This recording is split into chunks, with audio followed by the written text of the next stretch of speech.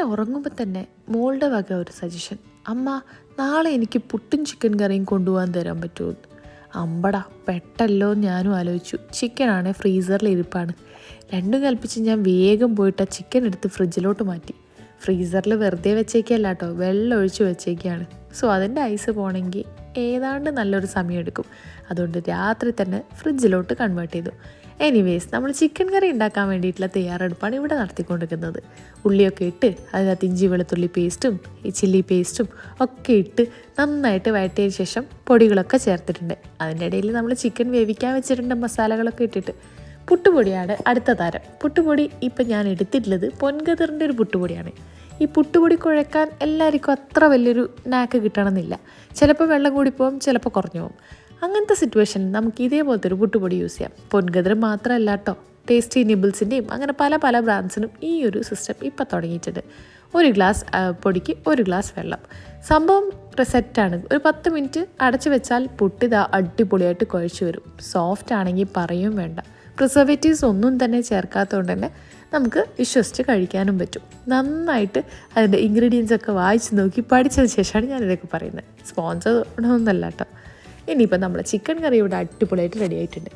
Usually നമുക്ക് ഈ ഒരു ഗ്ലാസ് പുട്ടാക്കി കഴിഞ്ഞാൽ എല്ലാവർക്കും കഴിക്കാനും ഒരു കഷ്ണം ബാക്കിയുണ്ടാവും. പക്ഷേ ഇന്ന് ചിക്കൻ കറി ഉള്ളതുകൊണ്ട് തന്നെ ഈ ഒരു ഗ്ലാസ് മതിയായിട്ടില്ല. വീണ്ടും ഞാൻ 1 ഗ്ലാസും കൂടെ കുഴച്ച് പുട്ടാക്കേണ്ടി വന്നിട്ടുണ്ട്. വെട്ടിയൊക്കെ വലിയമ്മക്ക് ഇപ്പോൾ തോന്നുന്ന സമയത്താണ് കിട്ടാറ്. പരാതിയൊന്നും പറയാത്തതുകൊണ്ട് ഞാനും അങ്ങനെ മൈൻഡാക്കാറില്ല. പാവം ഏത് സമയത്ത് കൊടുത്താലും കഴിച്ചോളും. എനിവേസ് നമ്മൾ പുട്ടും ചിക്കൻ കറിയൊക്കെ ഇവിടെ റെഡിയായി വന്നിട്ടുണ്ട്. ഇനി അത് കഴിക്കേണ്ട പരിപാടിയാണ്. അങ്ങനെ നമ്മൾ പുട്ടൊക്കെ ഇവിടെ നന്നായിട്ട് ആവി വന്നിട്ടുണ്ട്. ഇനി ഇതിനെ ഒന്ന് കാസറോളിലേക്ക് തട്ടി കഴിക്കാൻ തുടങ്ങണം.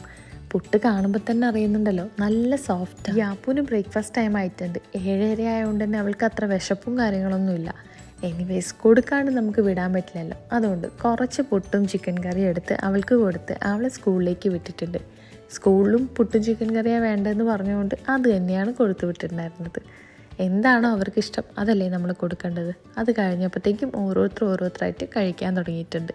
ഞാനും കുറച്ച് യാപ്പ് കഴിച്ചതിൻ്റെ ബാക്കിയുള്ളതിനകത്ത് കുറച്ച് പുട്ടും ചിക്കനും ഒക്കെ ഇട്ടിട്ട് ഞാനും എടുത്തിട്ടുണ്ട്. ആകെ ഒരു പീസേ എടുത്തിട്ടുള്ളൂ, ബാക്കി യാപ്പ് കഴിച്ചതിൻ്റെ ബാക്കിയാണ് കേട്ടോ. കാത്ത് നിൽക്കുന്ന ഒരാളെ കണ്ടാവാ, ഞാൻ വന്ന കണ്ടിട്ട് പുറത്ത് വന്ന് നിൽക്കുക.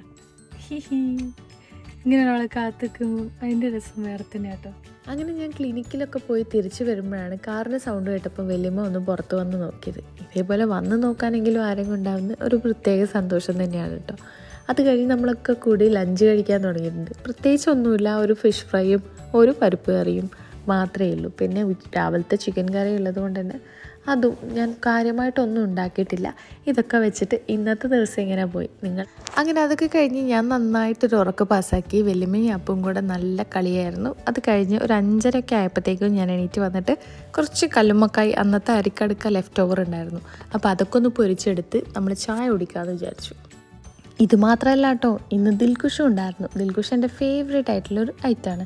ബന്നിൻ്റെ ഉള്ളിൽ തേങ്ങയും പഞ്ചസാരയും പിന്നെ ചെറിയ കിസ്മിസൊക്കെ ഇട്ടിട്ടുള്ള ഒരു നല്ലൊരു ഫില്ലിംഗ് ഉള്ളൊരു കിടിലൻ സംഭവം. നിങ്ങളുടെ നാട്ടിൽ ഈ ഐറ്റം ഉണ്ടോ, എന്താണ് അവിടേക്ക് പറയാമെന്നും കൂടെ ഒന്ന് താഴെ കമൻറ്റ് ചെയ്യാം കേട്ടോ. അപ്പോൾ ഇതും ഒരു കട്ടൻ ചായയൊക്കെ കൂട്ടിയിട്ട് വൈകുന്നേരത്തെ ചായ കൂടി ഇവിടെ കഴിഞ്ഞിട്ടുണ്ട്.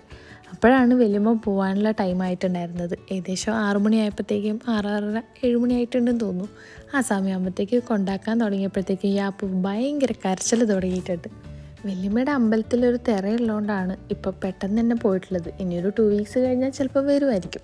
എന്തായാലും യാപ്പൂൻ്റെ സങ്കടം അത് സങ്കടമായിട്ട് കൊണ്ടുവിടാൻ പോയിട്ടുണ്ടായിരുന്നത് ഹസ്ബൻഡ് അമ്മയുടെ അനിയത്തിൻ്റെ വീട്ടിലാണ് കേട്ടോ. അപ്പോൾ അവിടെ എത്തിയപ്പോഴത്തേക്കും മരുന്നടിക്കാത്ത പല പല ഫ്രൂട്ട്സും വെറൈറ്റി സംഭവങ്ങളും വെജിറ്റബിൾസും ഒക്കെ എടുത്ത് വെച്ചിട്ടുണ്ടായിരുന്നു. ഒന്നും നോക്കിയില്ല, എല്ലാം എടുത്ത് ഓരോന്ന് ബാഗിലേക്ക് ഇട്ടിട്ടുണ്ട്. അതിനുശേഷം കൊടംപുളി ഉണ്ടായിരുന്നു, നല്ല ഫ്രഷ് ആയിട്ടുള്ള കൊടംപുളി, അതും കൂടി എടുത്ത് പാക്ക് ചെയ്തിട്ടുണ്ട്. ഒക്കെ കഴിഞ്ഞ് പുറത്തിറങ്ങിയപ്പോഴാണ് ആൻറ്റിയുടെ വക ദിൽന സ്നേക്ക് പ്ലാന്റിൻ്റെ ഡ്വാർഫ് വെറൈറ്റി വന്നിട്ടുണ്ട്, വേണോന്ന്. ഒന്നും നോക്കിയില്ല, ഞാൻ പറഞ്ഞു എടുത്തോന്ന്. കാരണം ഞാൻ കുറച്ച് കാലമായിട്ട് തപ്പിക്കൊണ്ടിരിക്കുന്ന ഒരു ഐറ്റമായിരുന്നു. എനിവേസ് അത് കിട്ടിയതിന് അതിയായ സന്തോഷവും നന്ദിയും ഞാൻ പ്രകടിപ്പിക്കുന്നുണ്ട് ഈ ഒരു നിമിഷം. വലിയമ്മ ശുഭാൻറ്റിൻ്റെ വീട്ടിൽ പോയതിൻ്റെ സങ്കടം മാറ്റാൻ വേണ്ടി യാപ്പുനെ ബനവില്ലിൽ കൊണ്ടുപോയിട്ടുണ്ട്. അവൽ മിൽക്ക് ഷേക്ക് മാത്രം കിട്ടുന്നൊരു കടയാണ് കേട്ടോ. പല വെറൈറ്റി ഓഫ് അവൽ മിൽക്ക് ഷേക്ക് ഇവിടെ അവൈലബിൾ ആണ്. അപ്പോൾ അവളിപ്പോൾ എടുത്തിട്ടുള്ളത് എന്തൊരു ഡോറ പാക്ക് എന്ന് പറഞ്ഞിട്ടുള്ള ഒരു സംഭവമാണ്. സ്ട്രോബെറിയുടെ സിറപ്പും സംഭവങ്ങളും ഒക്കെ ഇട്ടിട്ടുള്ളൊരു കിടില സാധനം. ഞാനൊരു നട്ട് അവിൽ മിൽക്ക് ഷേക്കാണ് പറഞ്ഞിട്ടുണ്ടായിരുന്നത്. കാഷ്യൂവിനെ ബീറ്റ് ചെയ്ത് എന്തോ ഒരു ഷേക്ക് പോലെ ആക്കിയിട്ട് അതിൻ്റെ പുറത്ത് കുറച്ച് സ്പാനിഷ് ഡിലൈറ്റും നട്ട്സൊക്കെ ഇട്ടിട്ടുള്ള ഒരു സംഭവം എന്നാണ് ചേട്ടൻ പറഞ്ഞിട്ടുള്ളത്. ഏതായാലും സംഭവം അതേപോലെ തന്നെ വന്നിട്ടുണ്ട്. പിന്നെ ശ്രീശാന്ത് എടുത്തിട്ടുണ്ടായിരുന്ന ഒരു സ്പാനിഷ് ഡിലൈറ്റ് അവൽ മിൽക്ക് ഷേക്കായിരുന്നു. രണ്ടിനും ഏതാണ്ട് ഒരേ ടേസ്റ്റ് ആയിരുന്നു. ഏതാണ്ടല്ല, ഒരേ ടേസ്റ്റ് തന്നെയായിരുന്നു. മറുകുള്ള ആൾ മൂത്തവൻ എന്ന് പറഞ്ഞ പോലെ രണ്ടും കാണാനും ഇരിക്കാനും തിന്നാനും കഴിക്കാനും ഒക്കെ സെയിം ടേസ്റ്റായിരുന്നു. പേര് മാത്രം വ്യത്യാസം ഉണ്ടായിരുന്നു. എന്തായാലും കഴിക്കാൻ ടേസ്റ്റുള്ളതുകൊണ്ട് നമ്മളത് കഴിച്ച് തീർത്തിട്ടുണ്ട്. എനിക്ക് കൂടുതലും ഇഷ്ടമായത് ആ സ്ട്രോബെറി അവൽ മിൽക്ക് ഷേക്ക് ആയിരുന്നു. അതിനെന്തോ ഡോറ എന്നുള്ളൊരു പേരും കൂടി ഉണ്ടായിരുന്നു. ഇങ്ങനെയൊക്കെയാണ് എൻ്റെ ഇന്നത്തെ ഒരു ദിവസം പോയിട്ടുണ്ടായിരുന്നത്. അപ്പം നിങ്ങളുടെ വിശേഷങ്ങൾ എങ്ങനെയായിരുന്നു എന്നും എങ്ങനെയുണ്ടായിരുന്നു ഇന്നത്തെ ദിവസം എന്നും താഴെ കമൻറ്റ് ചെയ്യാൻ മറന്നുകൊണ്ടാണ്. അപ്പോൾ മറ്റൊരു വീഡിയോ ആയിട്ട് നാളെ വരാം. Until then bye.